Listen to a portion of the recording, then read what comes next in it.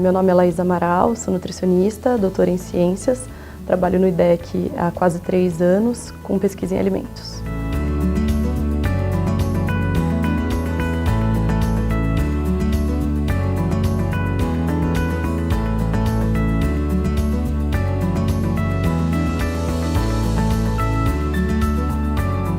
Bom, os alimentos ultraprocessados, eles fazem parte de um grupo de alimentos, né, que são produzidos pela indústria de alimentos. Eles são produtos que têm muito pouco, quase nada de alimento de verdade ali dentro, né? E se a gente olha atentamente para o rótulo deles, quando a gente vê a lista de ingredientes deles, a gente vai ver que tem muitos ingredientes. Muitos deles a gente não consegue reproduzir em casa, então essa receita não é reproduzível pela gente, né, nas nossas casas. Eles têm excesso de nutrientes que fazem mal à saúde, né, que são associados em doenças crônicas, como obesidade, diabetes, hipertensão. Então o açúcar, as gorduras, o sódio é um grupo de alimentos que é muito publicizado pelas indústrias de alimentos. Então eles têm uma estratégia de marketing muito forte, sempre com um foco numa qualidade, uma suposta qualidade nutricional, que nem sempre eles têm de fato. E o que a gente não vê nessa publicidade é falando sobre os nutrientes críticos e os riscos que esse produto vai trazer, né? Obviamente, com a indústria fazendo uma publicidade positiva desses produtos, né? E é um grupo de alimentos que vem para substituir o consumo dos alimentos de verdade, alimentos in natura e as preparações culinárias, que são de fato a base de uma alimentação saudável. Então, a gente acaba consumindo um alimento ultraprocessado ao invés de um alimento de verdade, e isso forma um padrão alimentar, né, baseado em produtos ultraprocessados, que é maléfico para a saúde e está associado ao ganho de peso. A publicidade enganosa, que é o tipo de publicidade que está muito relacionada também aos produtos ultraprocessados, que vai induzir o consumidor ao erro ou ao engano, ela é proibida pelo Código de Defesa do Consumidor. Ela é relativa a, por exemplo, quando o produto não traz uma informação que o consumidor deveria ter, deveria saber, ou então quando traz uma informação que não é exatamente referente a um atributo, por exemplo, um atributo saudável que o consumidor está procurando no produto. Claro que a indústria vai colocar isso como um aspecto mais relevante, né, daquele rótulo, por exemplo, ou num comercial de TV. Mas, na verdade, essa informação é enganosa. Então, o consumidor vai comprar achando que está consumindo uma coisa saudável e, de fato, não. Por exemplo, uma imagem de uma fruta num rótulo de suco, ou grãos integrais num rótulo de biscoito ou de pão.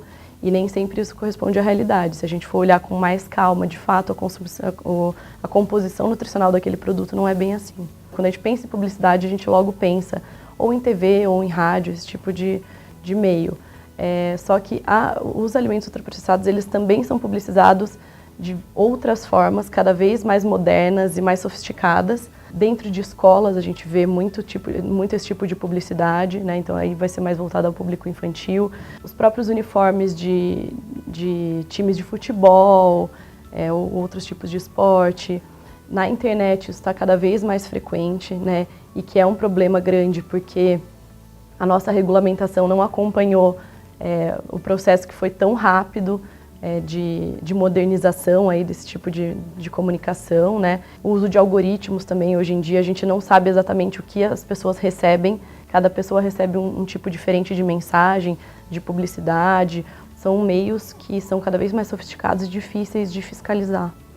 Eles normalmente associam aquele produto ou a uma alimentação saudável, ou a sustentabilidade, ou a prática de atividade física, sempre vinculando como se aquele produto de fato tivesse alguma relação com a saúde, com o bem-estar, com a alegria, com o status. Então a gente vê o mesmo tipo de mensagem que a gente vê em outros meios de comunicação, eles trazem para dentro de um aplicativo agora, né? Então a gente vê muito essa relação de um produto que não é saudável com práticas saudáveis ou de bem-estar, o que é completamente inadequado e enganoso, inclusive, né?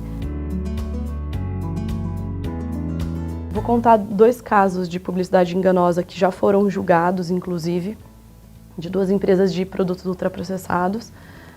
A primeira foi um caso de um suco em pó, que, como todo suco em pó quase, tem uma imagem de uma fruta, né, no rótulo principal, no painel frontal do produto, né, então remetendo ao sabor da fruta e como se de fato ali dentro tivesse muito daquela fruta. A gente sabe que no suco em pó tem muito pouco. E nesse caso específico, que já foi julgado, a empresa já foi punida inclusive, tinha uma alegação de não contém corantes artificiais, né? O que aconteceu nesse caso foi que a Senacom, que é a Secretaria do Direito do Consumidor, que julgou esse caso, puniu a empresa porque ela passa uma informação como se ali não contivesse outro tipo de corante. E também de um atributo, como se fosse um produto mais saudável, um atributo saudável ao produto, como se de fato ele fosse o mais natural possível, né, com esses dizeres. Então, ele é enganoso para o consumidor desse ponto de vista. Ele foi julgado e a empresa foi punida exatamente por conta disso. Um outro caso que aconteceu também, que já foi julgado, a empresa também já foi punida, é referente a um iogurte. Esse iogurte, na verdade, quem puniu esse tipo de estratégia de marketing foi a Agência Nacional de Vigilância Sanitária, que é a Anvisa, e por conta de uma mensagem que o iogurte passava como se ele resolvesse os problemas intestinais da pessoa de forma definitiva, né? E não como se ele poderia ajudar o trânsito intestinal, por exemplo. Era essa a mensagem, mas ele passava uma informação de como se a pessoa fosse resolver todo o problema. E inclusive na decisão da Anvisa, ela coloca que muitas pessoas que podem ter uma doença, né, do trato gastrointestinal, ela poderia, só consumindo aquele iogurte, ela acharia que resolveria o problema e poderia não diagnosticar uma possível doença, não ir ao médico e tal. A utilização de alegações em rótulos de alimentos, quando falo de alegação, tem diversos tipos, diversos exemplos aí, né? Então, desde de um alto conteúdo de algum nutriente positivo, então de vitaminas, minerais, fibras, ou baixo conteúdo de um nutriente mais crítico, ou sódio, ou a gordura, ou açúcar, mas também engloba outros tipos de alegações. Por exemplo, o integral, que hoje não tem regulamentação, a própria imagem de frutas acaba sendo um tipo de alegação ali no formato mais de imagem ou de figura, né? E é especialmente preocupante esse tipo de publicidade porque é no ponto de venda, né? Então a gente vê esse tipo de publicidade quando a gente está no momento da compra, ali na gôndola do supermercado. Então é no momento da decisão, de fato. E se eu tenho esse tipo de alegação relacionando a algum atributo saudável, algum atributo de prazer, ou de que vai melhorar o desempenho escolar do seu filho, qualquer coisa assim, a gente acaba tendo uma influência muito grande no momento da compra. A Aliança defende que esse tipo de publicidade tenha uma restrição, tenha um limite. Atualmente no Brasil a gente tem uma autorregulamentação, então, que é referente ao CONAR, que é o Conselho Nacional de Autorregulamentação Publicitária. Esse conselho, que é o CONAR, ele é formado por publicitários, por profissionais da área de publicidade, né, em relação aos anúncios e tal, e como o próprio nome diz, é uma autorregulamentação, então é uma forma voluntária de regular ou não a publicidade. Qual que é o problema disso? A gente já tem evidências que mostram que a autorregulamentação não funciona, ela não é suficiente, a gente precisa de fato de uma lei, de uma norma que seja obrigatória, mandatória para que as empresas cumpram, né? Então, no caso dos alimentos processados, que de fato restrinja a enganosidade da publicidade, né, desse tipo de produto. Além disso, o CONAR, como ele é composto por esses profissionais da área de publicidade, a gente diz que eles são o próprio tribunal, né? Eles mesmos julgam os casos que eles colocam ou como comercial de TV, ou como um outdoor, ou como spot de rádio. Eles mesmos julgam os próprios comerciais e anúncios, né, de publicidade. Então, a gente não tem exatamente uma relação adequada aí de julgamento desse tipo de anúncio. Além disso tudo, Normalmente, a publicidade vai para o ar, seja em forma de comercial, em outras formas, e depois que o CONAR vai julgar se aquela publicidade é ou não adequada, mas que o estrago já foi feito, né? Então, as pessoas já foram expostas à publicidade.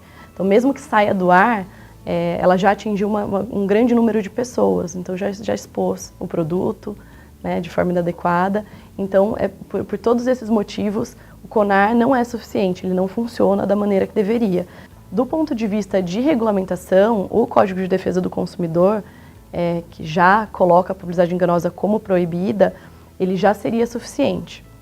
O que a gente vê atualmente é que ele não é suficiente. As empresas continuam publicizando de forma enganosa os produtos, com poucos casos de punição até o momento, né? A gente está avançando em relação a isso, sim, mas o Código de Defesa do Consumidor ainda não está dando conta, de fato, de regulamentar. Então, o ideal seria que a gente tivesse uma lei que, de fato, restringisse esse tipo de publicidade, né? E proibisse a publicidade enganosa. No Brasil, a gente tem um documento de recomendações em relação à alimentação adequada e saudável, que é o Guia Alimentar para a População Brasileira. Ele foi produzido pelo Ministério da Saúde e ele é um guia, como eu disse, traz recomendações para a população como um todo. É um documento bastante simples de ser lido, né? E traz essas recomendações em relação à alimentação. E o que a gente vê hoje em dia é que a publicidade de alimentos ultraprocessados vem se apropriando dos discursos que estão no guia, mas de uma forma completamente enganosa, né? E o contrário que deveria ser utilizado. Então, por exemplo, a gente vê as empresas se apropriando muito da questão da comensalidade, que é o comer em companhia, comer com amigos, comer com família, né? Então, partilhar de um momento prazeroso ali em volta da comida, que o brasileiro tem muito disso, e a gente vê isso, por exemplo, em comerciais de fast food, né, de sanduíches não saudáveis, pizza, outros tipos de alimentos que a gente sabe que são inadequados para a saúde. A gente vê muito também isso em relação à sustentabilidade, que a gente chama de greenwashing, né? Então, que os produtos trazem esse selo verde, como se fosse, de fato, sustentável, fosse bom para o planeta, para o meio ambiente, que usa menos plástico, que gasta menos água para fazer, né? Então a gente vê muito disso que também não tem uma regulamentação, né? E que as pessoas acabam batendo o olho ou no rótulo, ou num comercial, ou num anúncio e considerando isso no seu momento de compra. A gente vê também isso em relação a alguns selos de saúde, né, como se fosse mais saudável. As indústrias também se apropriam do discurso em relação a como os animais foram criados para chegar até o seu prato, como se fosse, de fato, um alimento que faz bem para o meio ambiente, é sustentável, é mais saudável, é mais prático, é mais barato. Então, é um combo de mensagens que faz a pessoa acreditar que, de fato, ela está fazendo bem para o planeta, para ela mesma, para a saúde dela, e que se vende de uma forma muito enganosa, de pontos de vista diferentes aí, né? Diferentes mensagens. Para que o cumprimento seja realizado, né, do Código de Defesa do Consumidor, da lei que já existe para restringir e para proibir a publicidade enganosa, no caso dos produtos ultraprocessados, a gente precisa de uma combinação de alguns fatores aí.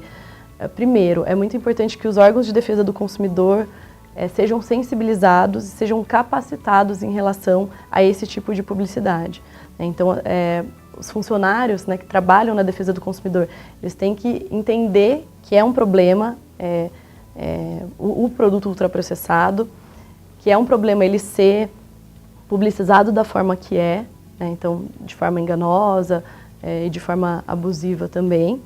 E para isso a gente tem trabalhado, o IDEC, em parceria com outras instituições também, tem trabalhado numa capacitação desses agentes do direito que trabalham na defesa do consumidor, para que eles sejam de fato sensibilizados e tenham mais elementos para que façam denúncias ou para que encaminhem denúncias que eles recebam de uma forma mais efetiva e mais apropriada e para que a gente tenha mais decisões favoráveis, né, do ponto de vista do consumidor mesmo. Então, para que mais decisões, como a do caso do iogurte ou a do caso do suco em pó, sejam levadas em consideração e aí a gente tem um avanço cada vez maior, né? A gente fala que a gente vai ter mais precedentes de decisões de fato judiciais aí. Para além disso, como eu disse, é uma combinação de fatores que também é importante que a própria população tenha mais conhecimento e até munição mesmo para que ela possa denunciar, para que ela saiba que ela pode denunciar, né? Ela tem, inclusive, o dever de se colocar quando vê alguma publicidade que está interferindo ou na sua compra, no seu consumo, né, de forma enganosa, no caso, dos produtos ultraprocessados. Então, a gente também tem uma outra estratégia que é apoiada pela Aliança pela Alimentação Adequada e Saudável, que é o Observatório de Publicidade de Alimentos, a gente chama de OPA. O OPA, ele tem um site onde as pessoas podem entrar, podem entender um pouco mais sobre o caso da publicidade enganosa e também da publicidade abusiva, quando em relação às crianças e adolescentes também. E a gente tem um campo de denúncia, que é o objetivo principal desse site e desse observatório. Então a população pode ir lá, qualquer pessoa pode entrar no site e fazer uma denúncia do que ela acha que é uma publicidade enganosa ou uma publicidade abusiva, né, de um alimento, no caso, ultraprocessado. A gente tem um comitê bastante qualificado e especializado para analisar esse tipo de denúncia. Então a gente faz uma análise, qualifica essa denúncia e a gente encaminha para os órgãos de defesa do consumidor, o PROCON, os Ministérios Públicos, por exemplo, para que a gente consiga dar mais vazão e de fato ter mais precedentes para esses casos, né? Então é importante que a população saiba que ela também tem um papel fundamental quando se trata de proteger, né, o ambiente alimentar que a gente tem em volta da gente, né, e que possa promover a alimentação adequada e saudável também por esse meio. Como sociedade civil, né, na forma do ativismo, então a gente tem trabalhado com essas duas ferramentas, que é a capacitação e que é o observatório, sempre tentando trazer mais atores, capacitá-los, sensibilizá-los, para que a gente tenha uma força maior na proteção da alimentação saudável quando se trata de publicidade de alimentos.